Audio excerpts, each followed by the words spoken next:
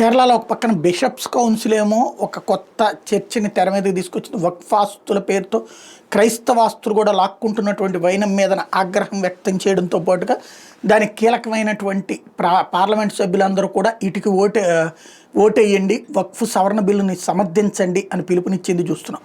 అదే సమయంలో కొన్ని అక్కడ మత ప్రబోధకుల మీదనే ఆరోపణలు వస్తున్నటువంటి అంశం, అందులో క్రైస్తవ మత ప్రబోధకుల మీద. కేరళలో క్యాథలిక్ చర్చిలు నడిపే పలు కాన్వెంట్లు, ప్రార్థనా కేంద్రాలు లైంగిక వేధింపులకి అడ్డాలుగా మారినాయి అంటూ కొందరు మత పెద్దలు ఏకంగా తమ అధికారిక నివాసాలకు యువ సన్యాసులను తీసుకువెళ్తున్నారు.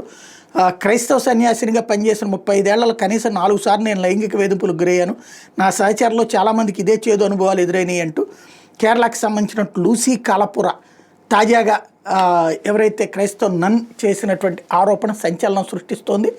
ఈ నేపథ్యంలో ఇట్లాంటి గతంలో కూడా వచ్చినటువంటి సందర్భంలో ఇంటర్నల్గా ఎంక్వైరీ చేసి దానికి బాధ్యులైనటువంటి వాళ్ళ మీద చర్యలు తీసుకున్న సందర్భం ఉంది. ఏం జరుగుతుందో చూడాలి ఇప్పుడు.